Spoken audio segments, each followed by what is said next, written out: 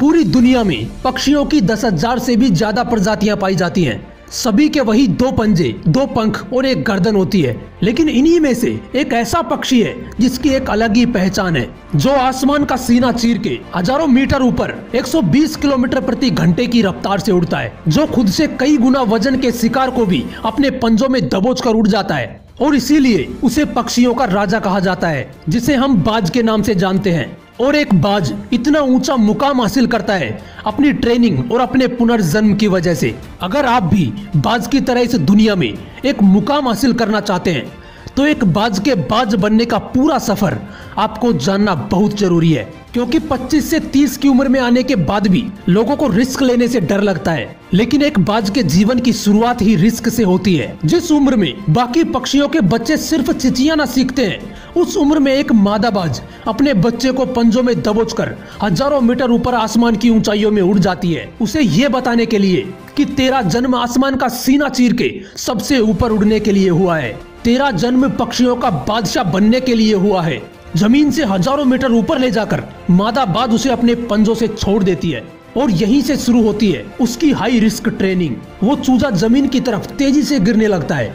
थोड़ा नीचे आता है तो उसके पंख खुलने लगते हैं। नीचे आते आते वो अपने पंख फड़फड़ाने लगता है, लेकिन वो अभी तक उड़ना नहीं सीखा है। वो जमीन से कुछ ही मीटर ऊपर होता है। ऐसा लगता है कि कुछ ही सेकंड्स में इसका जीवन समाप्त हो जाएगा। लेकिन अचानक एक पंजा उसे अपनी गिरफ्त में लेता है और वापस आसमान में उड़ जाता है। वो पंजा होता है उसकी माँ का, जो उसके पीछे उड़ रही थी। उसकी ये ट्रेनिंग तब तक चलती रहती है जब तक वो उड़ना नहीं सीख जाता। इतनी हाई रिस्क ट्रेनिंग होने के बाद इस दुनिया को एक बाज मिलता है। बारिश के वक्त जब सारे पक्षी आश्रय की तलाश करते हैं, तब यही बाज बादलों से ऊपर उड़ता है। एक बाज की उम्र लगभग 70 साल होती है। जब वह 40 साल का होता है तो एक परेशानी उसकी जिंदगी में मौत बनकर आती है, जो आपके परेशानियों की तुलना में बहुत बड़ी होती है। क्योंकि 40 साल की उम्र में बाज की चोंच इतनी मुड़ जाती है कि उसे शिकार निगलने में बहुत परेशानी होती है। उसके पंख भारी हो जाते हैं, छाती से चिपकने लगते हैं, जिससे उड़ना बहुत मुश्किल हो जाता है। उसके पंजे लंबे और लचीले हो जाते हैं, जिससे वो शिकार को सही से नहीं पकड़ पाता। अब उस बाज के पास सिर्फ 3 रास्ते होते हैं। पहला, वो अपना शरीर त्याग सकता है। दूसरा, गिद्ध की तरह छोड़े हुए भोजन पर निर्भर हो जाए। और तीसरा, सबसे कठिन और पीड़ादायक रास्ता, अपने आप को पुनः स्थापित करने का, फिर से आसमान का सीना चीर के उड़ने का। और वो इसी तीसरे रास्ते को चुनता है और अपने पास की सबसे ऊंची चोटी पर पहुंच जाता है। वहां पर अपना घोंसला बनाता है और फिर शुरू होता है परेशानियों को जड़ से उखाड़कर फिर आसमान में उड़ने का सफर। वो अपनी चोंच को एक चट्टान पर मार मार कर तोड़ देता है, लहूलुहान हो जाता है और इंतजार करता है फिर से नई चोंच उगाने का। उसके बाद अपनी नई चोंच से अपने ही पंजों को काट देता है और फिर इंतजार करता है पंजों के उगाने का। उसके बाद वो अपने एक एक पंख को अपने शरीर से अलग करता है और फिर इंतजार करता है नए पंख उगाने का।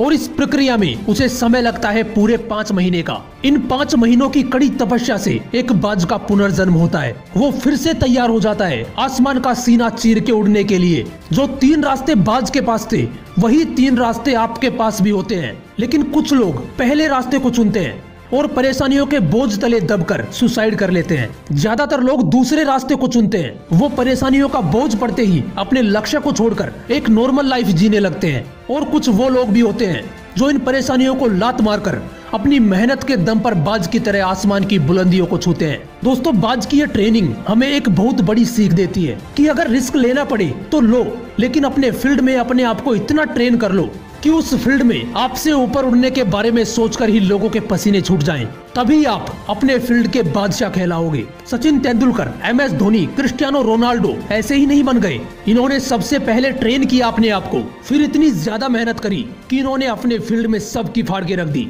इसलिए एक बाज की तरह बनो। जय हिंद, वंदे मातरम।